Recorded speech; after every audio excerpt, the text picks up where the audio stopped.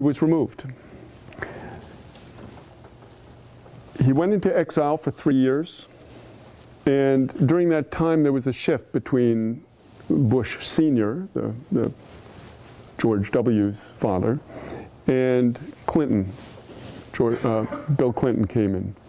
And Bill Clinton tried something new. He said, okay, this time, instead of just letting him go, and he couldn't really do it because there was just a tremendous resistance which wouldn't die. The people kept going.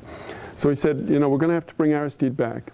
But they brought him back not so much to finish the coup and stop the coup, but as really to stop a revolution that was building in the country. And Aristide was brought back as a prisoner of sorts to put in place an American agenda, which was to privatize state industries, principally lower tariff barriers, etc. The tactic that Aristide used, and Aristide too was a great student of and disciple of Toussaint Louverture, was a form of resistance called marronage. Marronage means, it's not like Fidel Castro or Hugo Chavez who stand up to the US and say, no, we're not going to do that. It's where you say, okay, I'll do that, but you don't really mean it, and you sort of subvert it later on. Anyway, that's what he did. He started to subvert the program that the US brought him back to execute, and they quickly said, okay, enough of this guy. They put him out, and they brought in his successor, René Préval. He began to carry out some of these reforms that the US wanted, but in 2000, Aristide was back. You can run twice under the present Constitution. And by this time, he came in just about the same time as George W. Bush came in. And Bush, at the head of a neoconservative cabal, saw that Aristide was one of the first people that had to go. And they immediately set about with a very extensive destabilization campaign, which involved an economic embargo, involved a diplomatic destabilization. They set up Contras in the Dominican Republic, which came across and wrought havoc. And eventually, on February 29th, 2004, a U.S. Navy SEAL team, which had been waiting on the island of Navaz, just off the coast, came in. They took Aristide from his home, they put him on a plane, they flew him to the Central African Republic in Africa. And they installed a puppet government, a guy who had been a radio host in Boca Raton, and another coup took place, and an occupation began, the second occupation. I forgot to mention that the U.S. occupation that brought Aristide back in '94 went through about 1999, about 5 years. So here they were again, now 5 years later, back occupying Haiti.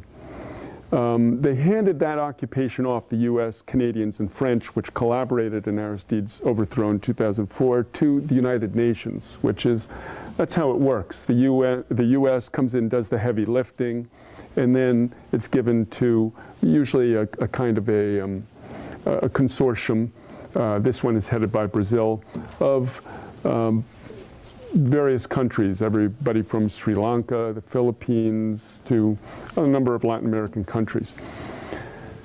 And that is what has essentially been ruling Haiti until today. I know my short remarks have extended a little long, but it is a lot of ground just to cover to set us up. Préval, who'd been the successor of Aristide in 1995 and took power in '96, again became a successor in 2006. The people elected him because they thought he would bring back Aristide, principally, and turn back the coup and do some of Aristide's policies, which were democratic and nationalist. But Préval did not do that. He really betrayed that vote. And in fact, in recent weeks, the weeks just before the earthquake of January 12th, began to really ride roughshod over Aristide's party, which was still the most popular in Haiti. Aristide remained in exile in South Africa, despite Preval's election, despite Barack Obama's election. He was still, there was no effort or green lights for him to come back. They wanted him on ice in South Africa, out of Haiti, out of the hemisphere. That was the words of Rumsfeld. We don't want him in the hemisphere, and Condoleezza Rice. So he was in South Africa, stuck there, essentially a prisoner. And his party began to try to run for seats, but they were disqualified in election after election last year. And finally, there was a very fast-track election announced in November, and it was supposed to take place 3 days from now, on February 28th. They were supposed to elect most of the rest of the parliament. And essentially, Preval had it in the bag. He had all the candidates, he had all the money, he disqualified the Lavalas family party, which was the only real competitor he could have. He'd bought off a lot of the Lavalas family leaders. And then the earthquake hit. And it hit hard. It hit right at the heart of Haiti, in Port-au-Prince. And Haiti had been centralized during the Marine occupation and during the Duvalier years in Port-au-Prince. Everything was there. And everything is now gone. The palace is gone. The cathedral is gone. Most of the churches are gone. Most of the ministries are gone. It's all gone. Records, 200 years of history. It is a calamity. And people are still trying to crawl out of it today, 6 weeks later. It is hard to find a Haitian family which didn't lose somebody or didn't lose their house. It is mind-boggling. It's hard for us here in the United States to imagine the suffering that the people are going through. And yet, the resilience is the only thing that's more amazing. This past week that I spent in Haiti, I mean, I've worked now practically since I got out of Hotchkiss around Haiti. And I was awestruck to see how this people could come back in the face of such adversity.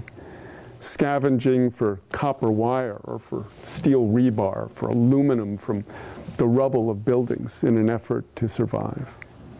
And that's where we are now, in that effort to survive.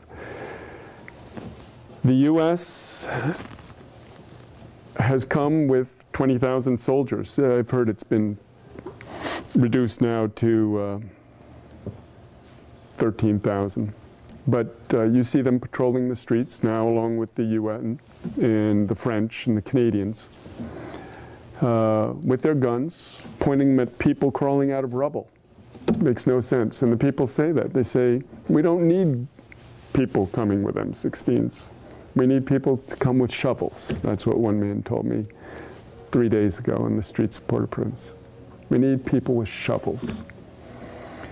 And there are a lot of people coming. The first week I was down there with Democracy Now!, we stayed at a house, and a bunch of doctors from Denver. They were so moved. They got their money together, they chartered a plane, and they flew in. And the night we arrived, they were amputating a guy's leg on the kitchen table.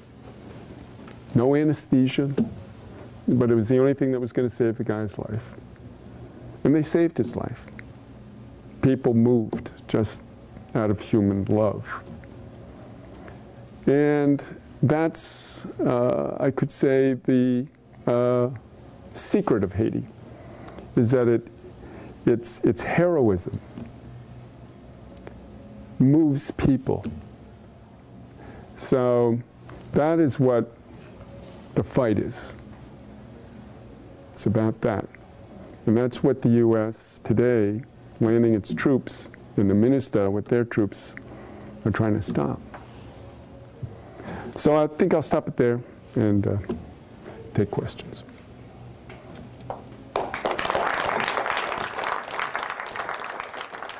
answer. Yes, I think reparations that is what Haiti has asked for.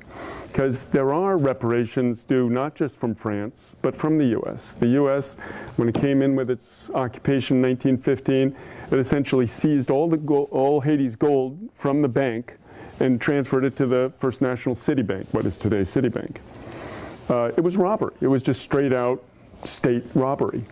And then they proceeded to enslave about 10,000 people in corvées and put them to work building roads, which were essentially to service U.S. plantations. And the apologists for that history will say, well, you know, we built the roads, and we built the palace, and we built this and that. But every dictator points to the beautiful infrastructure he makes, or she, and it is a very strong case, particularly in the case of France. I spoke to Ira Kurzban, who was the lawyer who basically was putting together this reparations, and this wasn't a symbolic thing. They really had international law. They had it nailed, and they would have really, in the world court, they would have really had France on the ropes. And France was very concerned about this. They not only tried to bribe people to not bring this case, but they even sent in a team to go and steal documents and this kind of thing. Now the case with the U.S. might be a little harder, but same thing could be made. You know, but it was total violation even of international law at the time, and certainly today. So yeah, I think that the kind of aid that should be given is similar to what you see the neighbors of Haiti doing. In the 2 days after the quake, the first people to arrive were the Cubans, the Venezuelans, and the Chinese. The Chinese, from halfway around the world, were able to get a search and rescue team on the ground faster than the U.S. could, 600 miles away. So the kind of aid you need is disinterested aid. If you're going to bring aid, bring aid.